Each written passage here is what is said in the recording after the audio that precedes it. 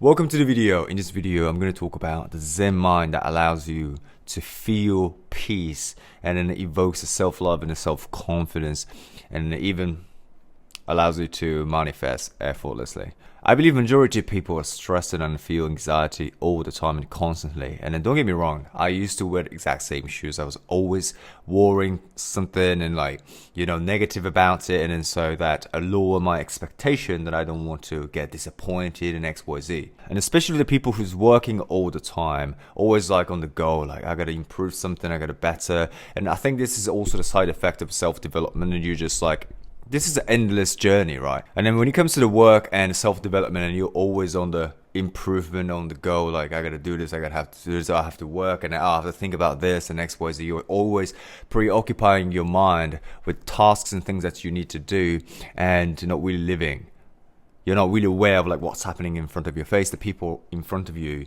You're not really aware because you're always on subconscious and unconscious and thinking about something else. Because of the chaotic mind that you created the last, 5 years, 10 years, that you're always worrying, you're always stressed, and then you're always anxious, and then your body actually needs to be in that state because your body is now addicted to a certain level of stress and a certain level of anxiety. And you might say, how the fuck my body wants to get stressed and wants to feel anxiety? And that's the interesting part.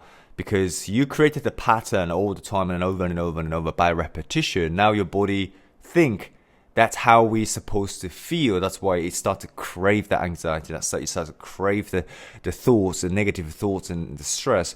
So what happens is that your body basically try to make you feel that way, so that body can tap into that state that it thinks that we need to be in this state.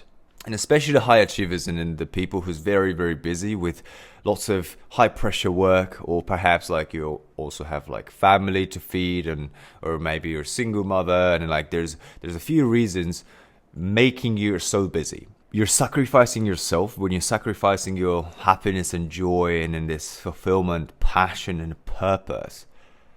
Money cannot buy this peace of mind. Money cannot buy this love. Money cannot buy the connection with people or with yourself. Everything external cannot fill up the missing piece within. So here's a statement for all of us to remind ourselves. If we are a loser, if we are miserable, then even if we drive Ferrari, Lambo, or having this amazing mansion, whatever it is, we are just a loser and miserable people living in that mansion. We are just a loser and sad, miserable people who's driving a Ferrari. The car is amazing, the house is amazing, but are we? This statement really made me think. So that's why I'm always focusing on myself, the ability of me, and then this missing piece within me, everything. I believe everything internal, and of course there will be external factors around us. But if we don't have this self-love, and if you don't love yourself, if you don't feel confident without all this attachment to external factors and money in your bank account and cars, or fame and all the success you've achieved, you're not truly confident. You're confident because you have money. You're confident because you have a car. That doesn't actually mean that you are fully confident as who you are, because you are borrowing the power, borrowing all these forces from all these external factors. And the truth is, money cannot buy all these things. Money cannot buy this state of peace. Money cannot buy this self-love. Money cannot buy this beautiful, joyful moment that you can share with somebody else or just with yourself. That's why I wanted to talk about this state of the mind called Zen Mind. And I've been meditating for a long time now, 7 years or something like that. And I've been strictly meditating, and I also learned hypnosis. So my meditation is very unique because it's a hypnotic meditation, and it's a little bit different than just sit and focus on your breath, which is also a great thing. Which is also very, very helpful for you to reduce anxiety and, become center. But the reason why I use hypnotic meditation is because it allows you to relax, and it allows you to tap into the trance state or the alpha state and become so suggestible so that you can reprogram your mind and you can start to feel and think different. And essentially, if you cannot change that program of how you think and how you feel, then your body cannot relax. Your body is always tense, because there's something afraid or something is trying to avoid. and your mind is always in the chaos, always in the go, always looking for something better, more. So what's the Zen mind in the first place? Zen mind is something that I've learned as Japanese individual. I grew up in Japan, and I've came across with a lot of temples and shrines and all these teachings from Buddhism and the teachings that inside of Japan, for example, a tea ceremony and all the other things. And what I've learned is that there's three important keys in the Zen mind. So I'm going to break it down for you to achieve these three factors in order to have the Zen mind from today. So the one is the calmness. And the calmness is not only just that you're calm all the time, you don't really speak much. You're just sitting there and looking at the sky and like, that's a nice sky. But the calmness actually comes with the pain. Or actually, you learn the calmness from the pain. So for example, you sit and meditate, and perhaps it's not physically painful, but maybe mentally painful for you because your thoughts are everywhere and then you can't focus, and it's like, I want to just do something. I want to go fucking stand up and like do something. Like that pain, you have to start to deal with it. You start to calm it down by your will. Start to slow down your heartbeat, slow down your breath, slow down your thoughts, slow down your mind. And that's how you gain calmness. That's how you reach the calmness.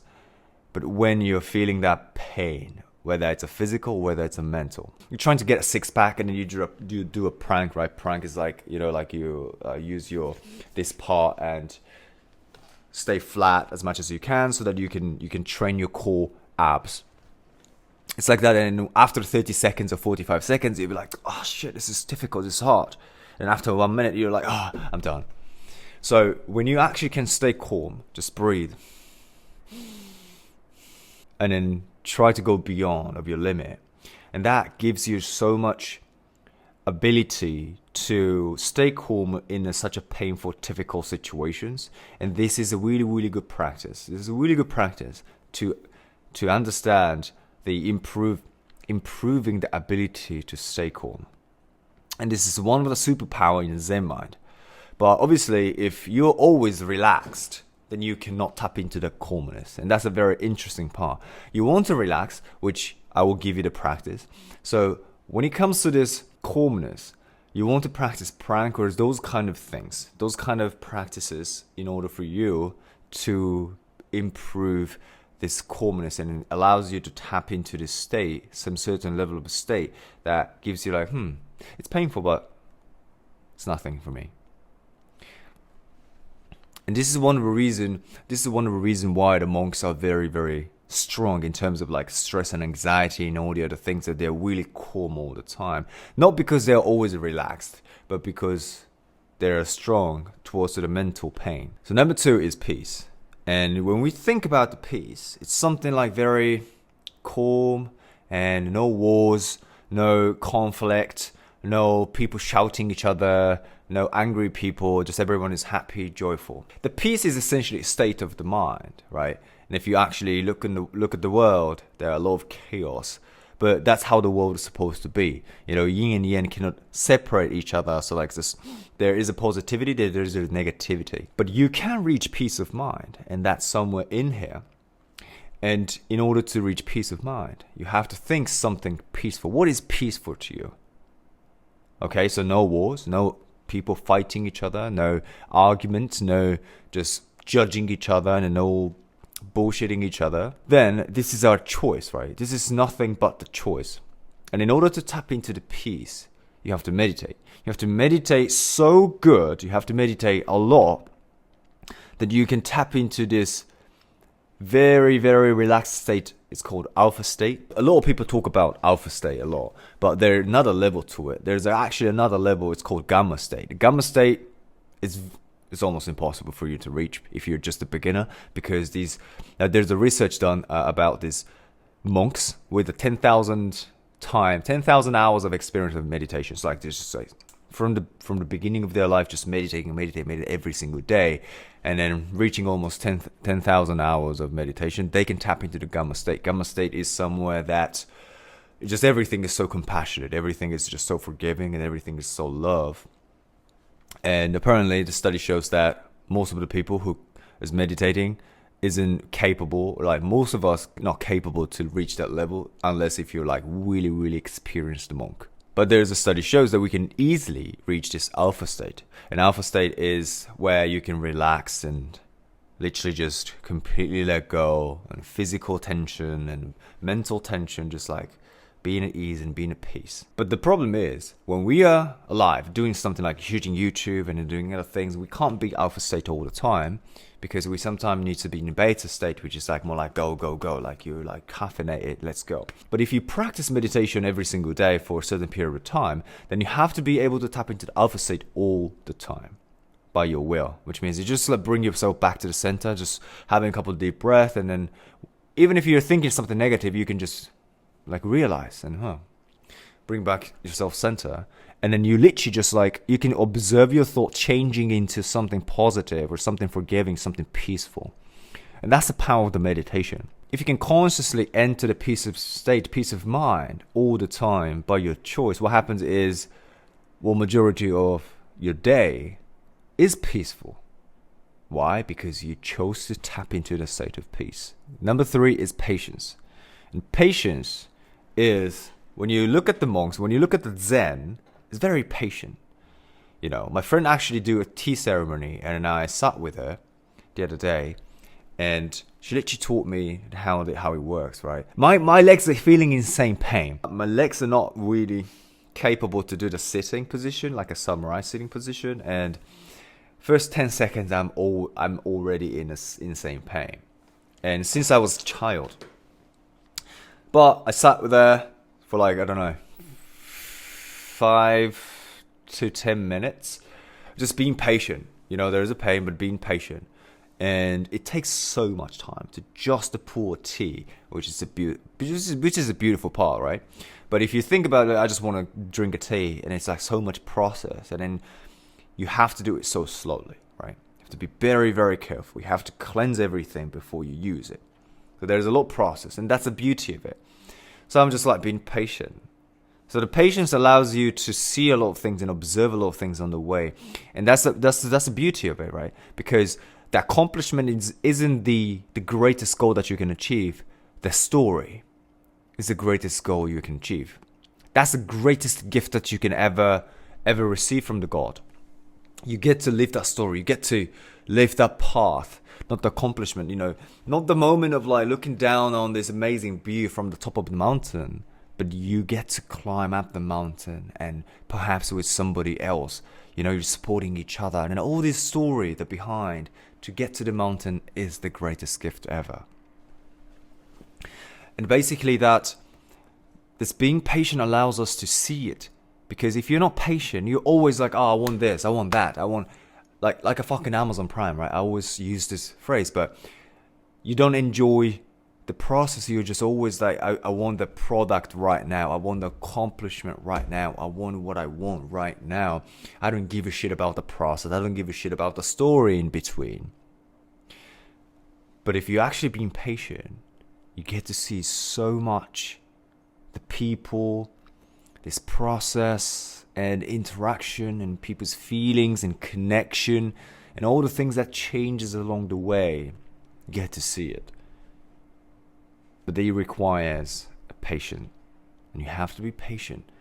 And when you are patient effortlessly without being so fucking stressed, you get to see so many beautiful things, and then you will start to appreciate naturally, organically, and the process becomes more fulfilling.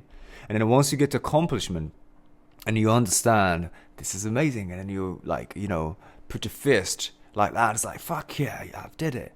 I've done it. And then you look back and like, wow, like that was, what a journey. It's a beautiful journey. And I loved every step of the way. And I remember every step of the way. And then that becomes my legacy, which will be a part of me. Not the accomplishment, but how I came to this top of the mountain became the legacy and became a part of me. So with that said, don't be a loser in a Ferrari.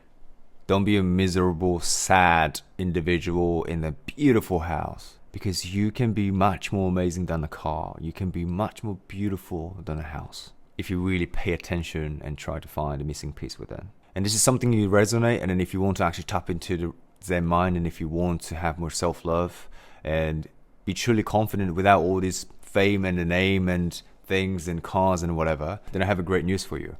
For this February, I have few spots open for my coaching. If you want that peace of mind, if you want that less anxiety, less stress, but more peace and joy and happiness in your life, you deserve it. I can guarantee all this success and fame and money is nice, but I can guarantee that it's not going to fulfill you at the end of the day. Live your life like a movie.